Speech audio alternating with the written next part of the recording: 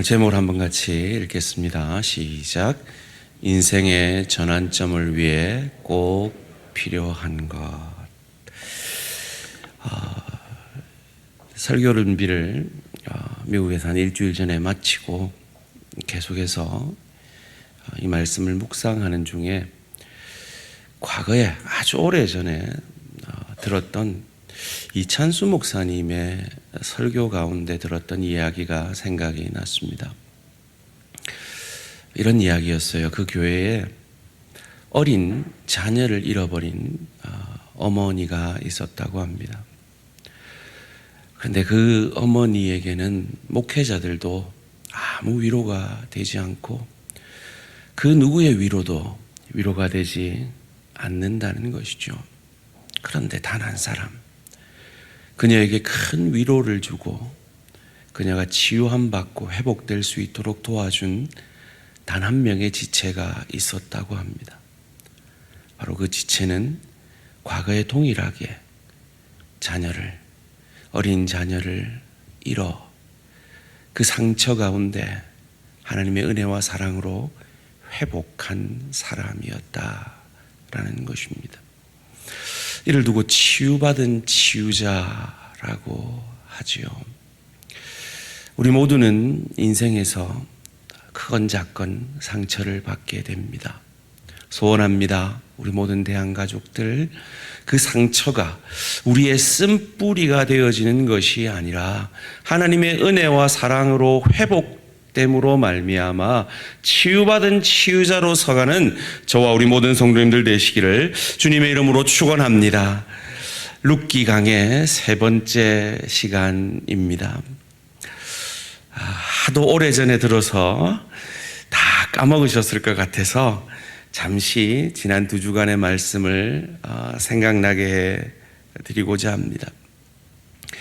하나님은 나의 왕이시다라는 뜻을 가진 엘리멜렉이라는 그 사람, 이 성경의 주제, C.S. 루이스가 말한 대로 은혜죠.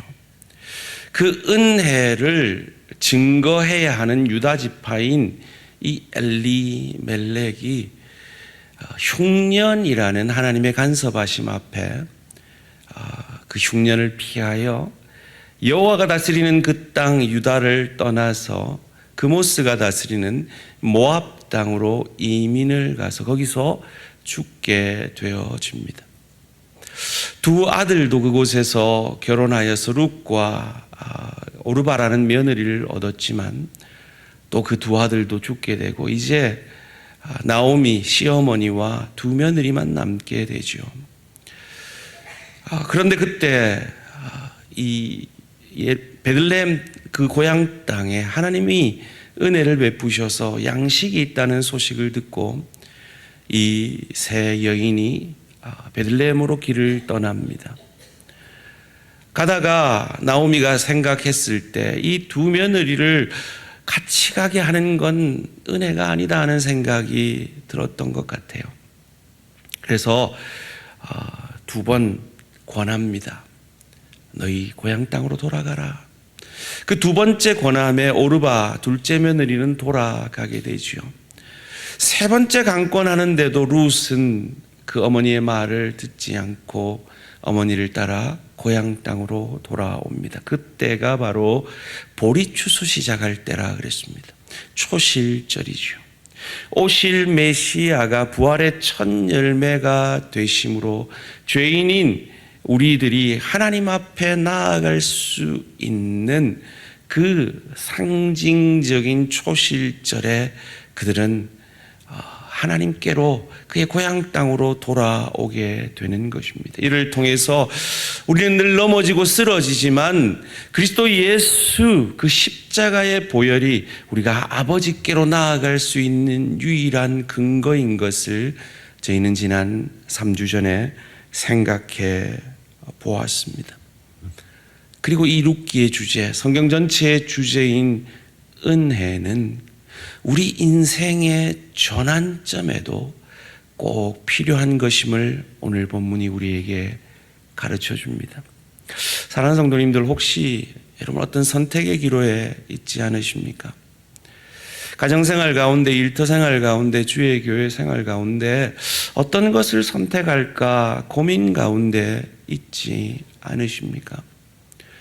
그때 그 인생의 전환점에서 은혜를 선택할 때 어떤 역사가 일어나는지를 오늘 본문이 우리에게 잘 보여주고 있습니다.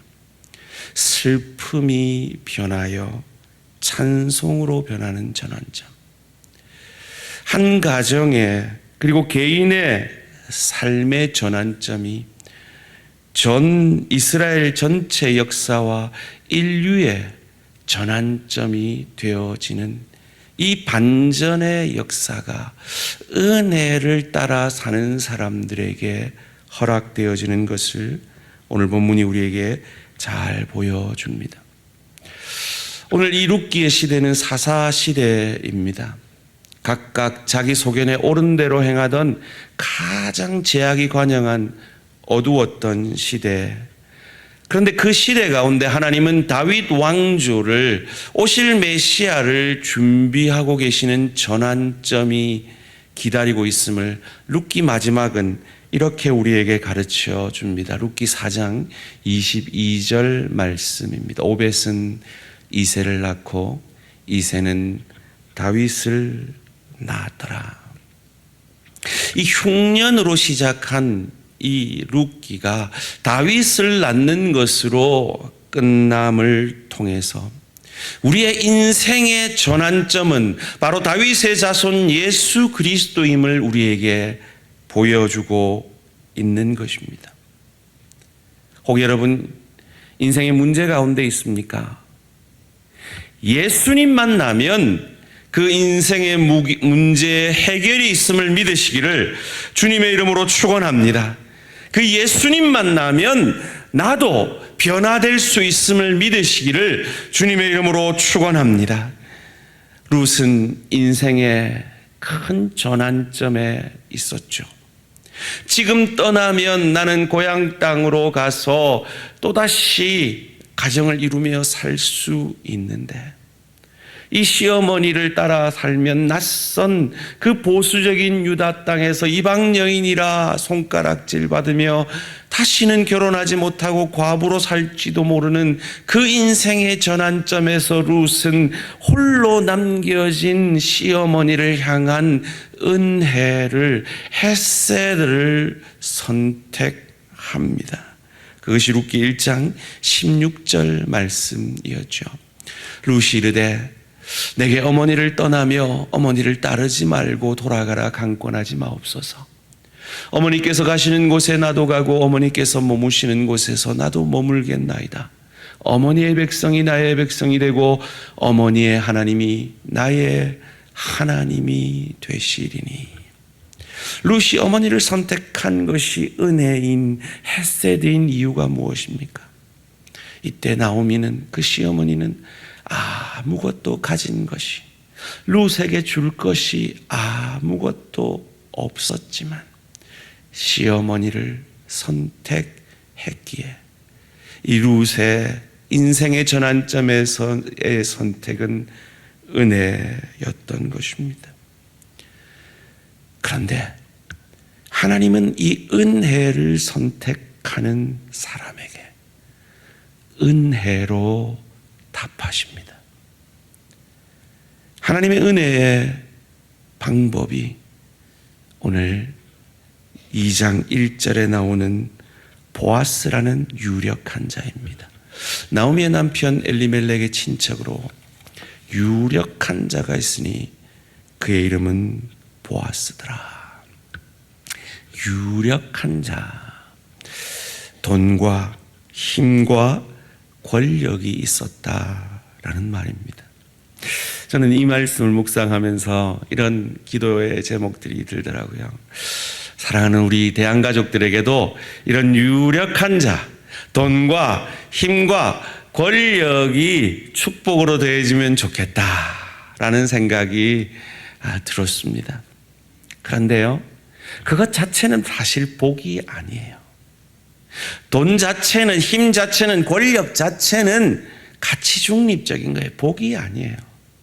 근데 그것이 은혜로 변할 때 복이 되는 것입니다. 소원합니다. 우리 대한 가족들이 가진 어떤 돈도, 어떤 힘도, 어떤 권력도 은혜로 변하는 참 축복이 있어지기를 주님의 이름으로 축원합니다.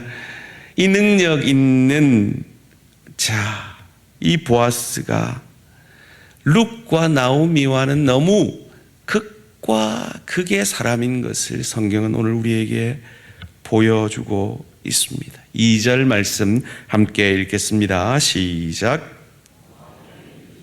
나오미에게 이르되 원하건대 내가 밭으로 가서 내가 누구에게 은혜를 입으면 그를 따라서 이삭을 줍겠나이다 하니 나오미가 그에게 이르되 내 따라 갈지어다 하매. 많은 밭을 가지고 있었던 이 보아스와 밭에 가서 은혜를 입어야만 곡식을 주울 수 있는 이 나오미와 룻의 처지는 도저히 만날 수 없는, 접점이 없는 극과 극의 모습입니다. 거기다가 오늘 이 룻을 무엇이라고 성경은 묘사하고 있습니까? 모압 여인이라고 묘사하고 있습니다. 도저히 만날 수 없는 두 사람이 결국 만나 결혼을 하게 되어집니다. 인생의 큰 전환점이 은혜로 인해 찾아오게 됩니다. 은혜를 입으면 이삭을 줍겠나이다. 헤세드가 임하면 이 이삭을 줍겠습니다 라는 이 룻의 고백은 당시 시대 상황을 우리에게 잘 보여줍니다. 이 곡식을 줍다가 떨어진 나달에 대해서는요, 결코 주인에게 권리가 없습니다. 하나님이 그것은 가난한 자를 위해 남겨두라고 명하셨기 때문이죠. 레위기 19장 9절 10절 말씀이 그것입니다. 너희가 너희의 땅에서 곡식을 거둘 때 너는 밭 모퉁이까지 다 거두지 말고 내 떨어진 이삭도 줍지 말며 내 포도원의 열매를 다 따지 말며 내 포도원에 떨어진 열매도 줍지 말고 가난한 사람과 거류민을 위하여 버려두라. 나는 너희의 하나님 여호와니라. 이것이 율법이었습니다. 그런데 이 율법이 제대로 시행되지 않고 있었기에 룻은 두렵고 떨리는 마음으로 내가 은혜를 입으면 이 이삭을 줍겠습니다라고 말하고 있는 것입니다. 바로 이 시대가 각각 자기 소견에 오른 대로 자기 이익을 위해 살던 죄된 시대였음을 가르쳐 주고 있는 것이죠. 이를 로마서에서는 바울은 이렇게 정의를 합니다. 로마서 3장 20절과 23절 말씀이 그것입니다. 그러므로 율법의 행위로 그의 앞에 의롭다 하심을 얻을 육체가 없나니 율법으로는 죄를 깨달음이라. 이 이삭이 떨어지면 주어서는 안 됩니다. 그런데 그것을 싸그리 다 주어가는 이 율법에 반하는 모습을 통해 그들이 얼마나 죄인인가, 은혜에 합당치 않은 자들인가를 가르쳐 주는 것이죠. 23절 말씀이 그것입니다. 모든 사람이 죄를 범하였음에 하나님의 영광에 이르지 못하더니, 이 하나님의 은혜에 합당하지 못한 우리의 모습, 그리고 하나님의 은혜가 꼭 필요한 우리의 모습을 잘 보여주고 있는 것입니다. 그리고 이어지는 본문 가운데 하나님의 놀라운 섭리가 등장합니다. 3절 말씀입니다. 룻이 가서 베는 자를 따라 밭에서 이삭을 줍는데 우연히 엘리멜렉의 친족 보아스에게 속한 밭에 이르렀더라. 우연히 보아스에 속한 밭에 이르렀다고 합니다. 4절 말씀입니다. 마침 그때 우연히 룻이 보아스의 밭에 갔을 때 그때 마침 보아스가 베들레헴에서부터 와서 베는 자들에게 이르되 여호와께서 너희와 함께 하시기를 원하노라 하니 그들이 대답하되 여호와께서 당신에게 복 주시기를 원하나이다 하니라. 일꾼들을 격려하러 주인이 나온 것이죠. 마침 그때 그때 우연히 룻이 보아스의 밭에서 이삭을 주우러 온 것이죠. 이 마침과 우연히는 우리 인간의 눈에 보기에 하나님의 섭리가 작동할 때 보여지는 모습입니다. 여러분의 인생 가운데서도 우연히 만남이 있었죠. 마침의 만남이 있었죠. 저도요, 저희 자영이 우연히 필라델피아에 집회를 하러 갔는데 그때 마침 저희 아내 사진을 가지고 있었던 저희 아내하고 신학교 공부를 같이 했던 목사님이 그 사진을 우연히 우리 자영에게 전달함으로 그 사진을 제가 마침 받아가지고 전화를 시작해가지고 6개월 만에 결혼을 했습니다. 제 얘기를 하는 건 여러분의 얘기도 한번 떠올려 보시라는 얘기예요. 우연히 황 목사님과 황 목사님 사모님이 같은 교회에서 만났어요. 여러분 속으로 지금 하나님 그때 왜 그러셨어요? 이러시면 안 됩니다. 그 우연히와 그 마침이 하나님의 섭리인 것을 믿으시기를 주님의 이름으로 축원합니다. 그걸 믿어야 오늘을 견딜 수가 있는 거예요. 그걸 믿어야 오늘 하나님 왜 저런 여자를 저런 남편을 내게 만나게 하셨어요? 라는 그 시간들을 하나님이 너를 위해 너에게 가장 맞는 너를 발전시켜 줄 너를 빚을 하나님의 사람을 만나게 하신 것이다 라고 우리가 믿을 수가 있는 것입니다. 여러분 몇 년 전에 우연히 대한교회를 만나셨습니까? 여러분 몇 년 전에 마침 그곳에 우리 김상성 목사님이 계셨고 제가 있었습니까? 결코 우연이 아니라 하나님의 섭리 가운데 우리가 만났고 하나님은 그 섭리 가운데 우리 안에서 일하고 역사하고 계심을 믿으시기를 주님의 이름으로 축원합니다. 그 하나님의 섭리 속에서 보아스의 눈에 한 소녀가 들어왔습니다. 5절 말씀입니다. 보아스가 베는 자들을 거느린 사환에게 이르되 이는 누구의 소녀나 하니. 아마 룻이 좀 어려 보였던 것 같아요. 누구의 소녀냐 묻습니다. 6절 말씀에 베는 자를 거느린 사환이 대답하여 이르되 이는 나오미와 함께한 모압 지방에서 돌아온 모압 소녀인데. 참 배타적인 발언이죠. 이방 여인입니다 라는 말입니다. 이때 아주 해석이 쉽지 않은 7절 말씀이 등장하는데요. 그의 말이 나로 베는 자를 따라 단 사이에서 이삭을 줍게 하소서 하였고 아침부터 와서는 잠시 집에서 쉰 외에 지금까지 계속하는 중이니이다. 잠시 쉰 후에 지금까지 뭘 계속하는 중인가? 이것이 해석하기가 난해한 부분입니다. 왜냐하면 앞선 구절에 룻이 이삭을 줍고 있었다 그랬거든요.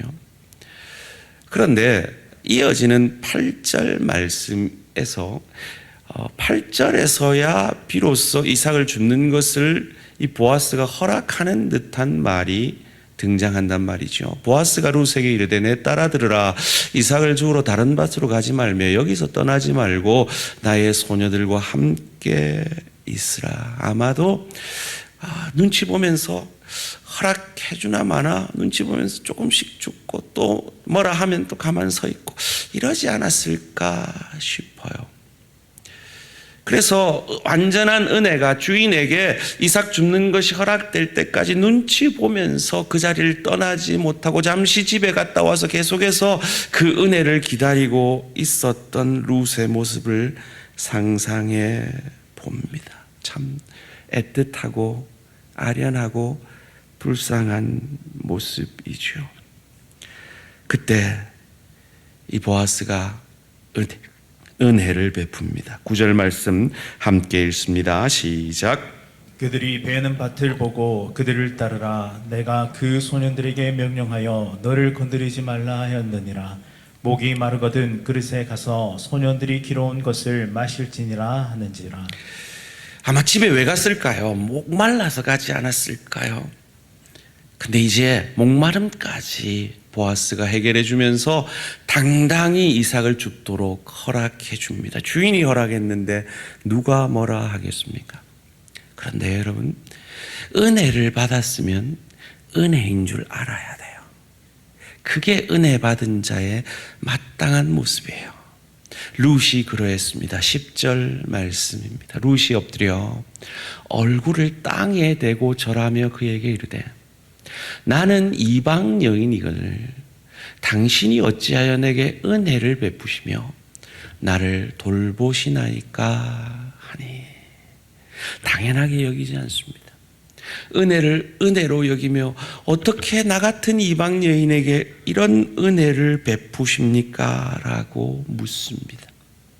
이때 은혜를 베푸는 사람도 그것을 내가 너한테 잘해주는 거야 라고 하지 않고 보아스는 그것을 하나님의 은혜라고 하나님께 돌립니다. 11절 말씀입니다.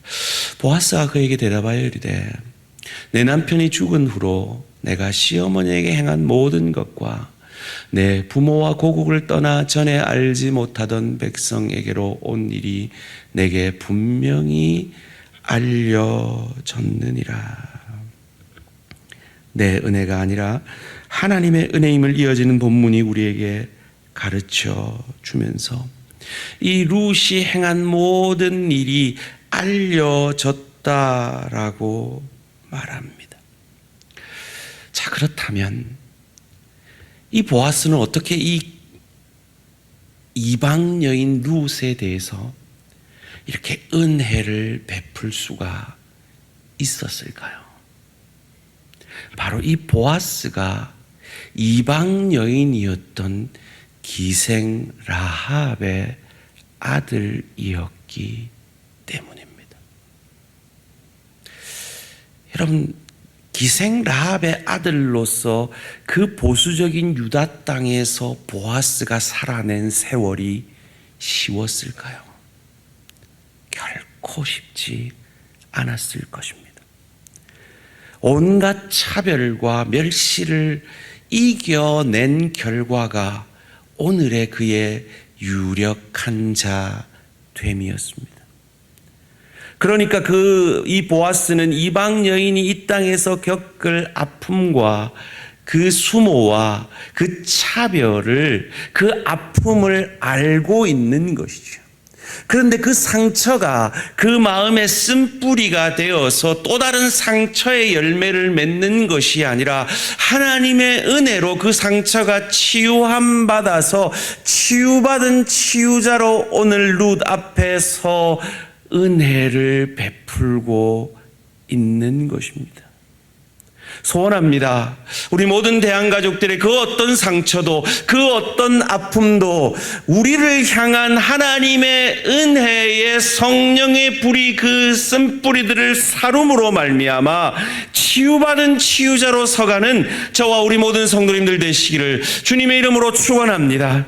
마침 그 이찬수 목사님의 설교에 나오는 그 어떤 사람의 위로도 받을 수 없는 어린 자녀를 잃어버린 한 여인을 위로해 줄 수 있는, 과거에 동일한 상처를 가졌던 그 아픔이 치유받은 치유자, 그 여인을 통해 아픔 가운데 있는 지체가 위로를 받고 치유함을 받았던 것처럼 말이죠. 은혜를 아는 자는 은혜를 기억합니다. 그리고 이 룻이 시어머니에게 베푼 그 은혜를 알려지게 하시는 분이 우리 하나님이십니다. 사랑하는 성도님들, 여러분의 인생의 선택의 순간순간마다 여러분이 그 누군가에게 베푼 그 헤세드, 그 은혜의 모습은 반드시 하나님이 기억하시고 하나님에게 알려짐을 믿으시기를 주님의 이름으로 축원합니다. 여러분의 인생 가운데 인생의 전환점을 원하십니까? 뭔가 여러분의 인생 가운데 변화가 있기를 원하십니까? 헤세드, 은혜를 행해 보시기 바랍니다. 왜냐하면 우리가 하나님의 나를 향한 은혜로 말미암아 구원받았고 저 죄악 가운데 헛된 삶을 살 수밖에 없는 우리가 하나님의 은혜로 이 값진 삶, 그리스도를 닮아가며 그리스도의 제자가 되어져가며 하나님을 예배하며 주의 교회와 하나님 나라를 위해 헌신하는 이 복된 삶의 길로 천국 백성으로 우리를 인도해 주셨기 때문입니다. 각각 자기 소견에 옳은 대로 행하던 이 시대, 그래서 당연히 떨어진 이삭도 율법으로 보장되어 있는 그 권리도 눈치를 보면서 은혜를 입어야 줄 수 있던 그 시대, 그래서 인간은 은혜에 합당치 못한 자인 것을, 모든 사람이 죄를 범하였으며 하나님의 영광에 이르지 못하는 그 시대 가운데서 우리에게 임한 은혜를 바울은 로마서 3장 21절 성경 가운데 가장 위대한 접속사가 나오는 그 구절 가운데 우리에게 이렇게 가르쳐 줍니다. 함께 읽겠습니다. 시작. 그러나 이제는 율법 외에 하나님의 한 의가 나타났으니 율법과 선지자들에게 증거를 받은 것이라. 그러나 이제는 이 율법으로 말미암아 모든 사람이 죄를 깨닫으니라. 그래서 멸망 가운데 있을 수밖에 없는 그 상황 속에서 그러나 이제는 율법 아닌 방법으로 내가 뿌린 것을 내가 스스로 거두는 방법 아니라 은혜로 하나님의 한 의가 나타나서 율법과 선지자들에게 구약에 예언된 그 메시아 그리스도가 이 땅에 오심으로 말미암아 그 오신 예수 그리스도를 저주할 자라, 자기 죄 때문에 죽은 자라 아니하고 내 죄 때문에 죽은 나의 주 나의 하나님으로 고백한 저와 여러분에게 임한 이 은혜가 우리에게서 멈추는 것이 아니라 우리를 통해 우리 가정으로, 일터로, 주의 교회로 흘러가게 하는 저와 우리 모든 성도님들 되시기를 주님의 이름으로 축원합니다. 그래요, 은혜가 흘러가기 힘든 가정이에요. 그런 직장이에요. 그런 때로 지체를 만날 때가 있어요. 룻이 그랬잖아요. 한 여인이 이민을 온다는 것, 그것도 아주 보수적인 유대 땅으로 이민을 온다는 건, 오늘날에도 이민을 간다는 건 여인이 남편에게 강제로 이혼당하는 것 같은 수준의 스트레스라는 통계가 있어요. 거기다가 젊어서 남편을 잃었어요. 자기 힘으로 늙은 시어머니를 복양해야 돼요. 도저히 은혜가 나올 수 없는 상황이에요. 그때 은혜의 삶을 선택한 룻에게 하나님은 보아스라는 은혜로 갚아 주신 것입니다. 사랑하는 성도님들, 여러분의 인생에 있어서 여러분이 보여내신 헤세드, 은혜의 역사는 무엇이 있습니까? 제가 이 말씀을 준비하면서 우리 성도님들에게 참 말씀을 드릴까 말까 고민하다가 꼭 필요하겠다 싶어서 죄송하지만 말씀을, 제 개인적인 얘기를 드리고 말씀을 맺고자 합니다. 이 은혜는요, 인생의 아픔과 참 연결이 되어 있는 것 같아요. 제가 이 말씀을 묵상하면서 내 인생의 헤세드는 무엇이었나라고 돌아보는데요, 그 내 인생의 가장 큰 헤세드는 내 인생의 가장 큰 상처와 아픔과 연결이 되어 있더라고요. 제가 휴스턴에서 목회를 할 때 제가 섬겼던 교회 목사님이 건강상의 이유로 사임을 하시게 됐어요. 그래서 제가 그 목사님의 회복을 위해서 저희 교회 협동 목사로 모시고 제가 2주를 설교하고 1주를 그 목사님을 설교를 시켜드렸죠. 한 2년 시간이 지나서 그 목사님이 많이 회복을 하셨습니다.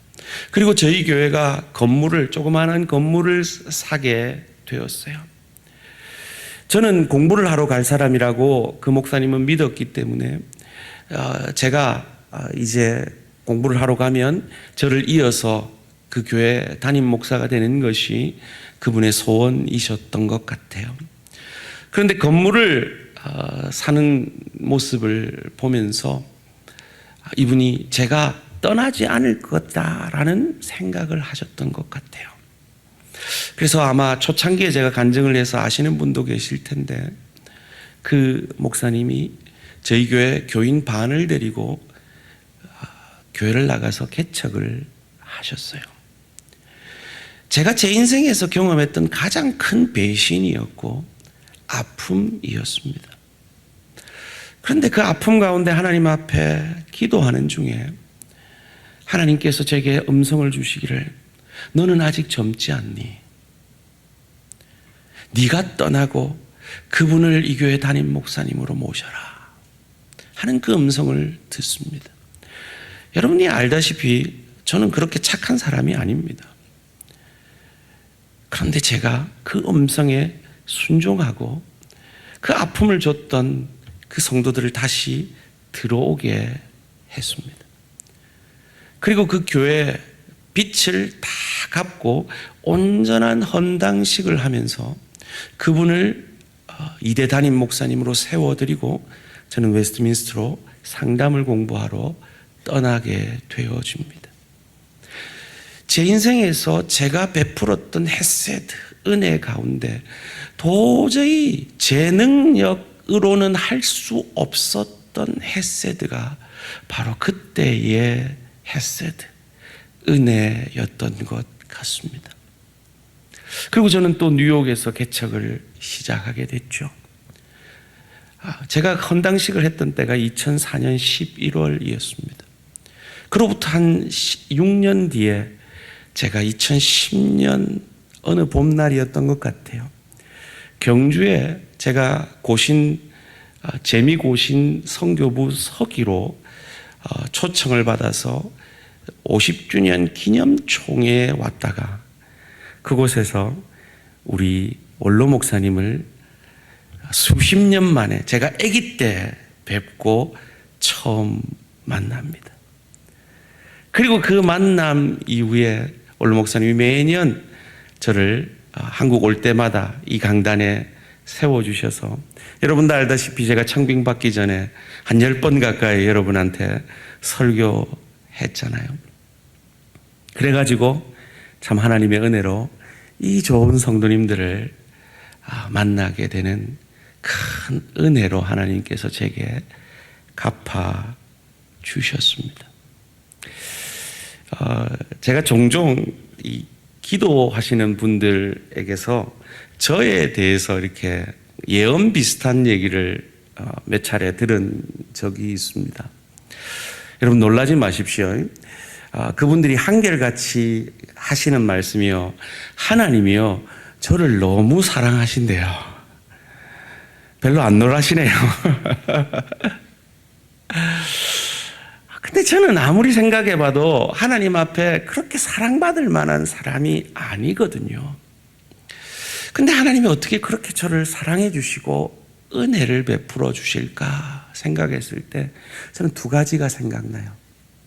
첫째는 저희 부모님의 이 부족한 아들을 향한 기도의 씨앗과 헌신이 그 밑바탕일 거다 하는 것이 하나고요. 또 하나가 제가 저답지 않은 제가 이 욕심 많은 제가, 이 부족한 제가 저답지 않은 선택을, 이제 빚 다 갚고 목회만 하면 되는 그 교회를, 저를 배신했던 그 목회자를 모셔서 이대 담임 목사로 세워드리고 떠났던 그 헤세드, 그 은혜를 하나님이 기억하시고 이 못난 자를 은혜로 이끄시고 인도하셔서 이 좋은 성도님들을 만나 목회할 수 있는 그런 길들로 이끌어 주신 것이 아닌가 하는 생각을 하게 됩니다. 제가 어리석게 다시 제 얘기를 하게 된 이유는 바로 여러분의 인생도 동일하다는 것입니다.